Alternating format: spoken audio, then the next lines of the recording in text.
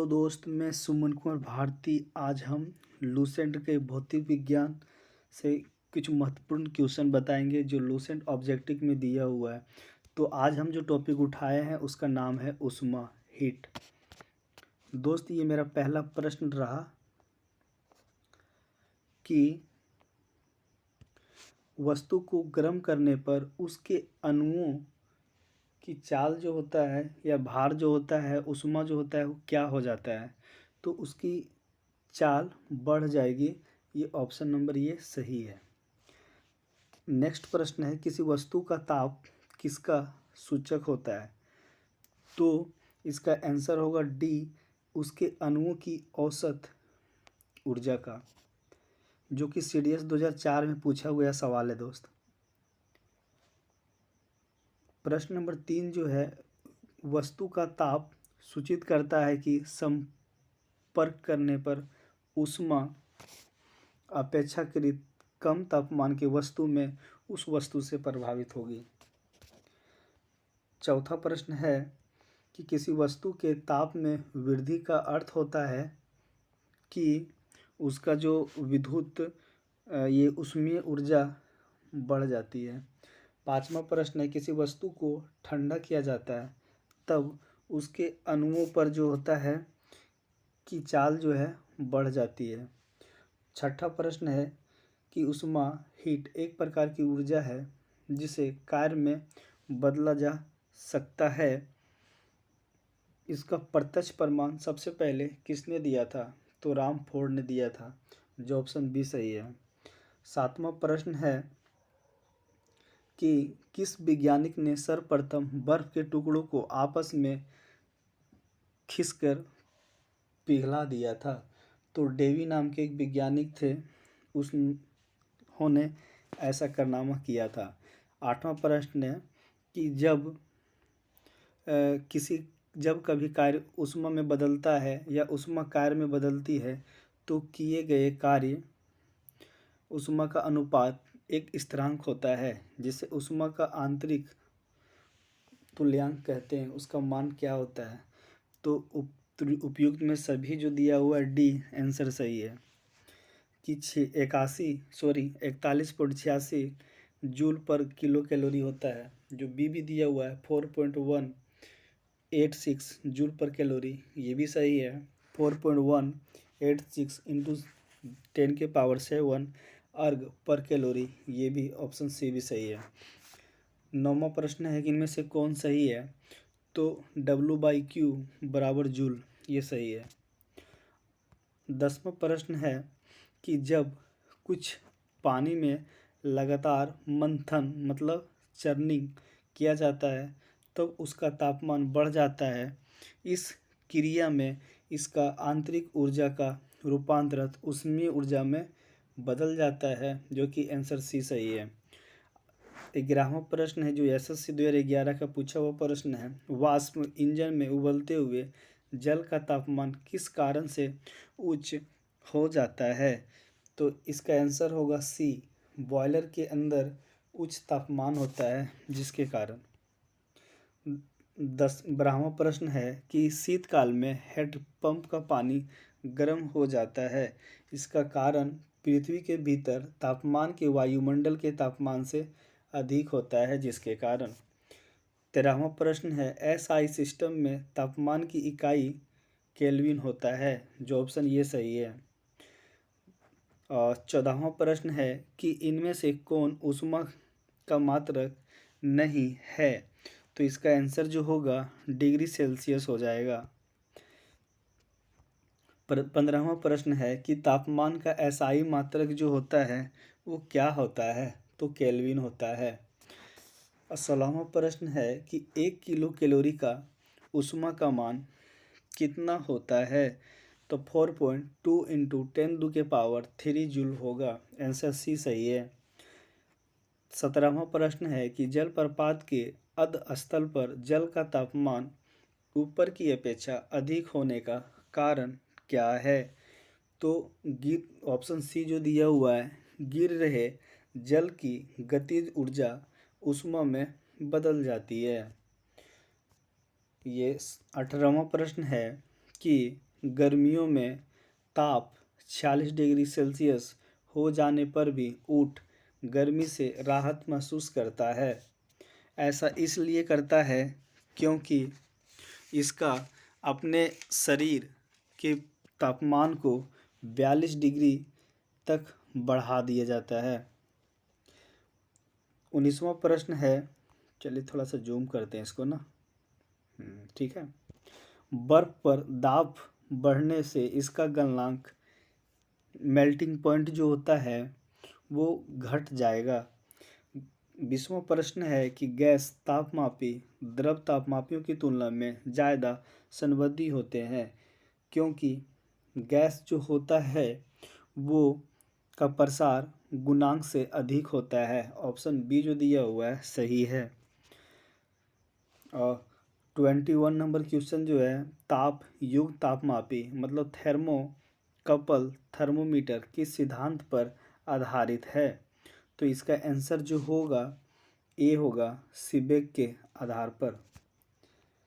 22वां प्रश्न है कि अधिक उच्च तापमानों की माप की जाती है। ऐसा इसलिए किया मतलब ये पूर्ण विकिरण उतापमापी के द्वारा किया जाता है। 23वां प्रश्न है कि पूर्ण विकिरण उतापमापी टोटल रेडिएशन पायरोमीटर किस सिद्धांत पर आधारित है?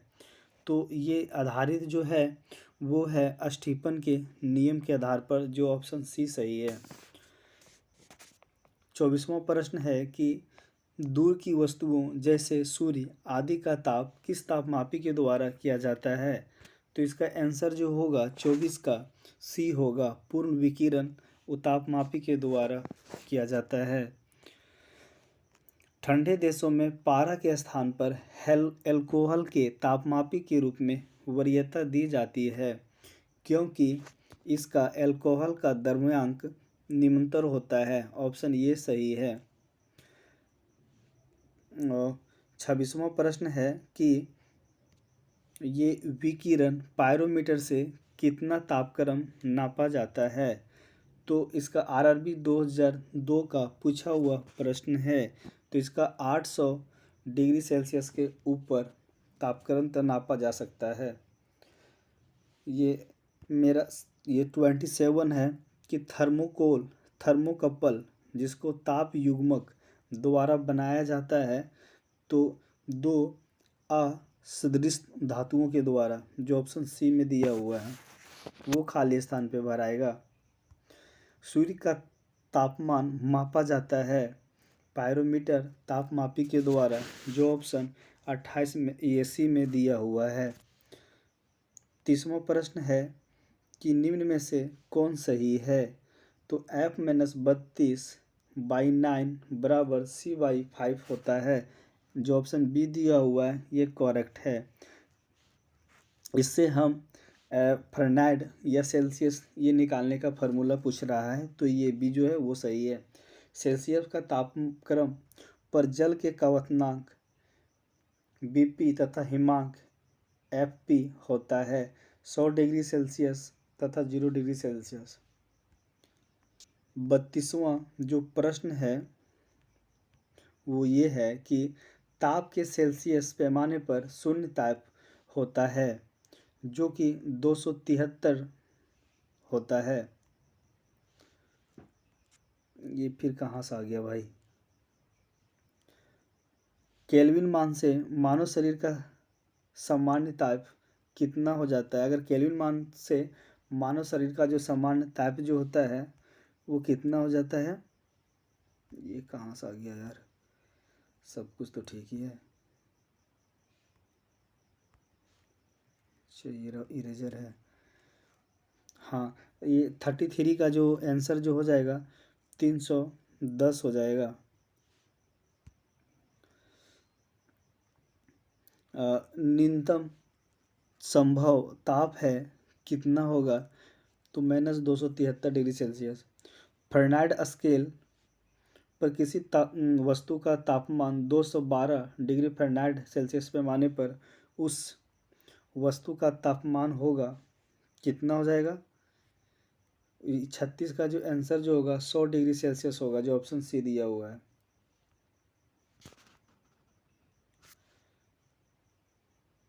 ये 37वां प्रश्न है कि सेल्सियस पैमाने पर 0 डिग्री फ़ारेनहाइट, सेल्सियस का जो पैमाने पर 0 डिग्री फ़ारेनहाइट स्केल के कितने डिग्री के बराबर होते हैं?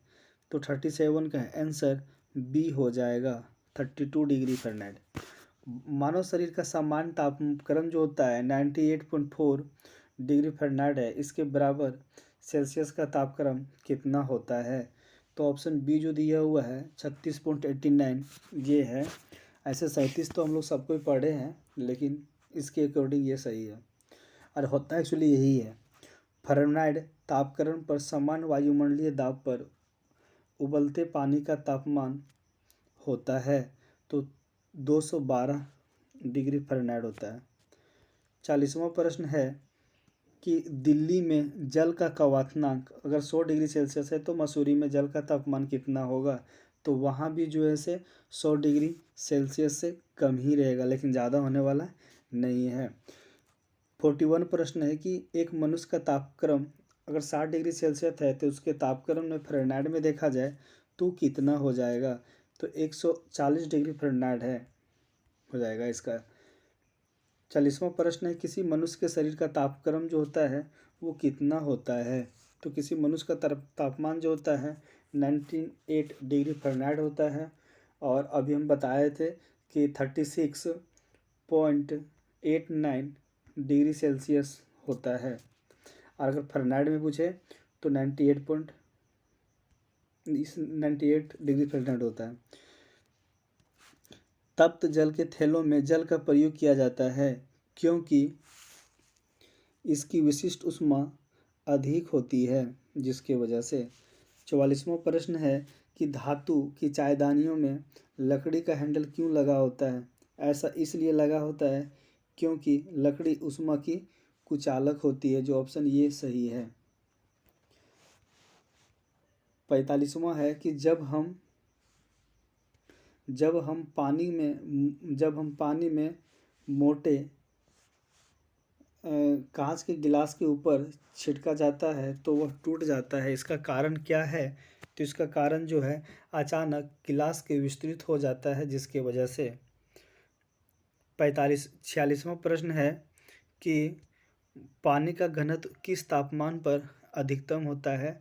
तो इसका आंसर होगा बी, 4 डिग्री सेल्सियस पर, जो कि बीपीएससी 1998 का पूछा गया सवाल है।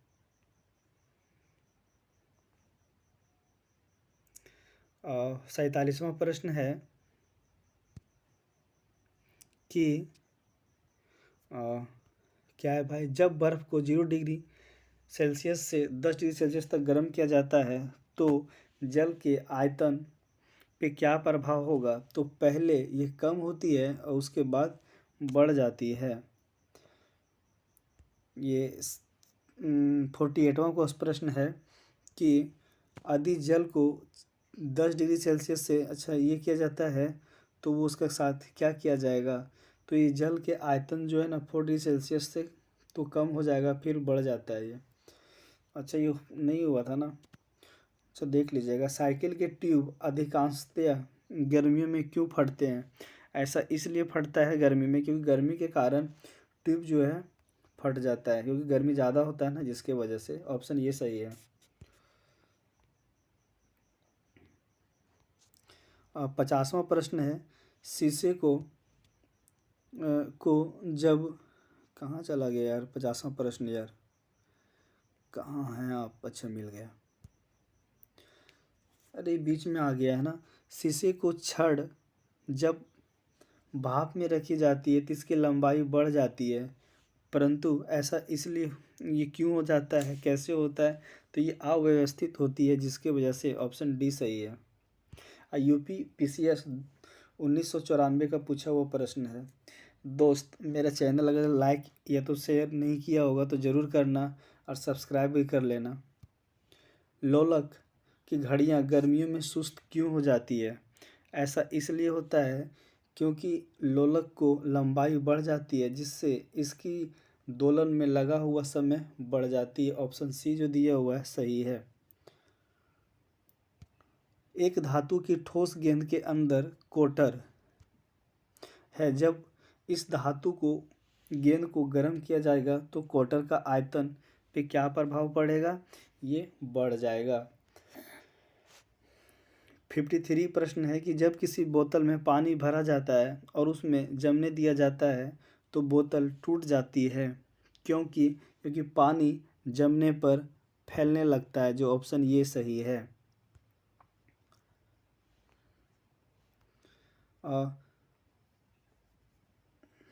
54वां प्रश्न है कि अत्यधिक शीत ऋतु में पहाड़ों पर पानी की पाइपलाइनें फट जाती है। इसका कारण क्या है? क्योंकि पाइप में पानी जमने पर फैल जाता है, जिसकी वजह से। ऑप्शन सी सही है। 55वां प्रश्न है कि दो रेल पटरियों के मध्य एक छोटा सा स्थान छोड़ जाता है। ऐसा इसलिए छोड़ा जाता है क्योंकि धातु गर्म करने पर फैलती है तथा ठंडी होने पर संकुचित हो जाती है। जो ऑप्शन बी सही है।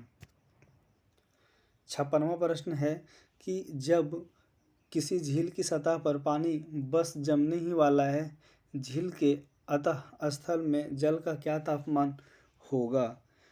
तो 4 डिग्री सेल्सियस हो जाएगा। और जो पानी जमता है 4 डिग्री सेल्सियस पे ही जमता है। शीतकाल में जब ठंड से जल जमता है तब मछलियाँ और अन्य जलीय जीव क्या हो जाते हैं? तो ये जीवित रह सकते हैं। ऐसा इसलिए क्योंकि जल केवल ऊपरी सतह पे ही जमता है। जो ऑप्शन ये जो दिया हुआ है यही सही है।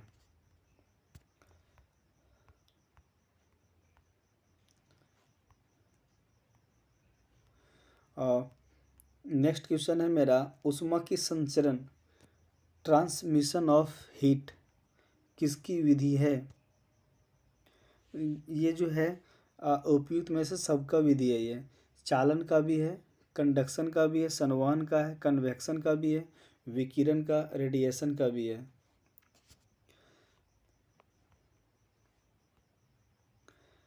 ये 59 प्रश्न है कि ऊष्मा के संचरण की किस विधि में पदार्थ की अणु एक स्थान से दूसरे स्थान तक स्वयं नहीं जाते हैं? ये किस विधि में नहीं जाता है?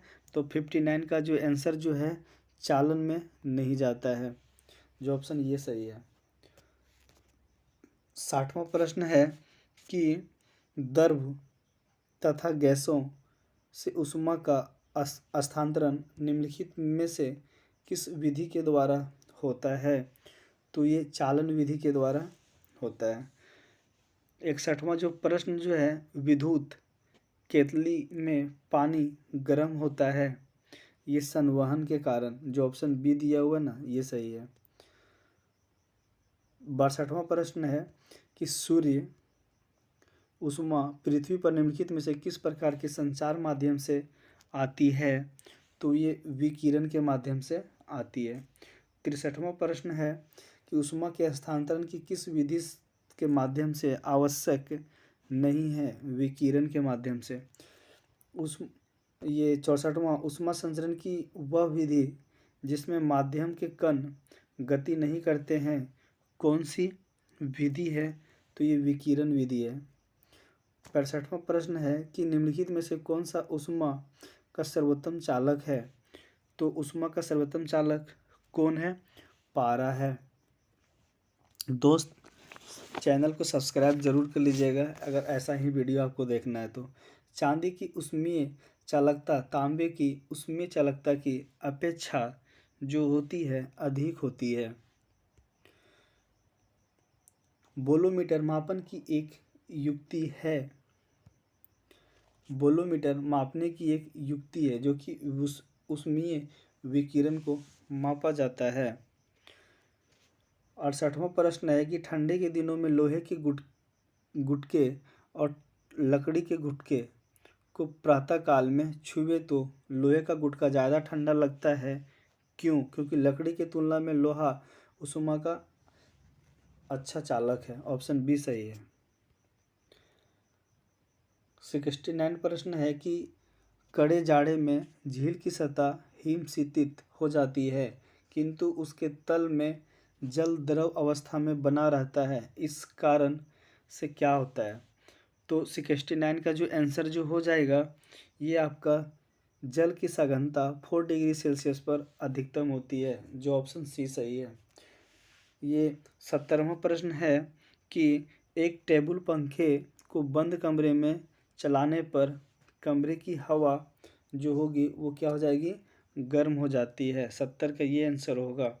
71वां का प्रश्न जो है, कमरे में रखे हुए रेफ्रिजरेटर के दरवाजे कमरे में रखे हुए रेफ्रिजरेटर के जो दरवाज़ा जो है खुले छोड़ दिए जाते हैं, क्योंकि कमरा धीरे धीरे गर्म हो जाएगा।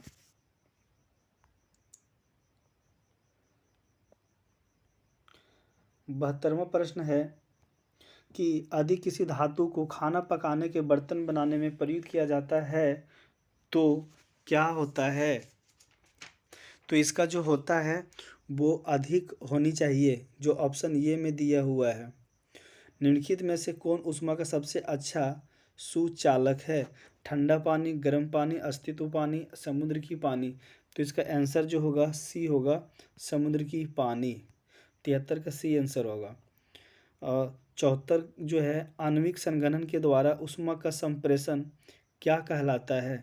तो 74 का जो बी जो है संवहन कहलाता है।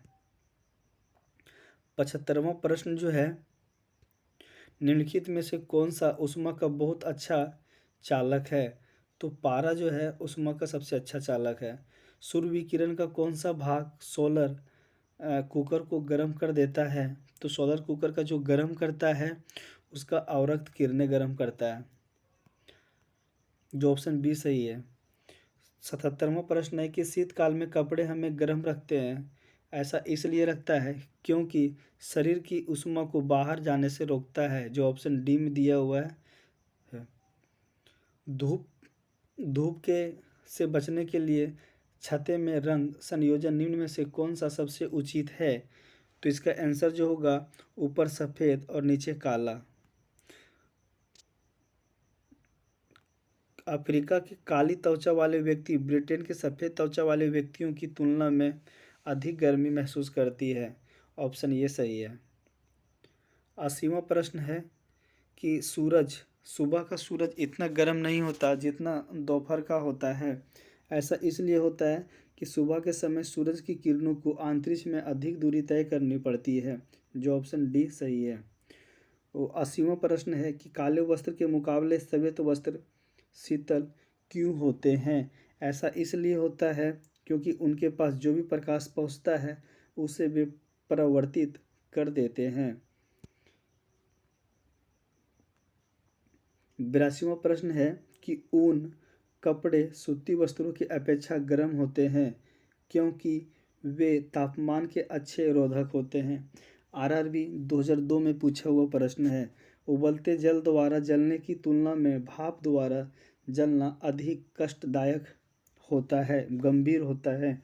ऐसा इसलिए होता है कि भाप में गुप्त तापमान पाया जाता है, जिसके कारण ये 84 प्रश्न है कि वायुमंडल में आर्द्रता की उपस्थिति एक ऐसी स्टील के गिलास के बाहरी सतह पर जल की बूंदें देखकर सुनिश्चित की जाती है जो भरा होता है ठंडे जल से।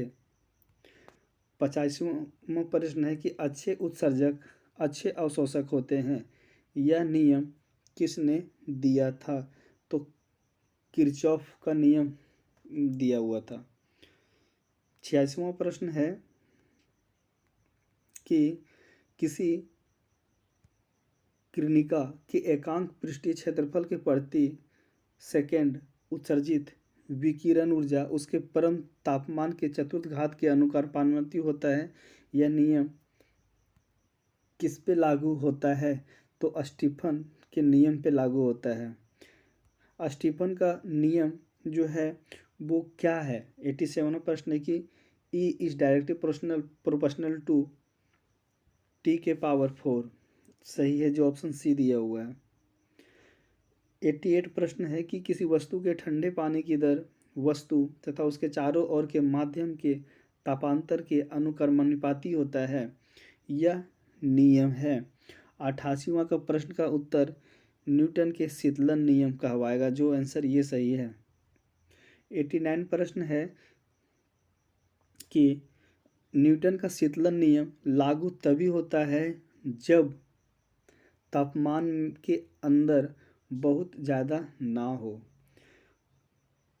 90 प्रश्न है कि गर्म जल 90 डिग्री सेल्सियस से 80 डिग्री सेल्सियस तक ठंडा होने में 10 मिनट लेता है, तो 80 डिग्री से 70 डिग्री सेल्सियस तक ठंडा होने में कितना समय लगेगा?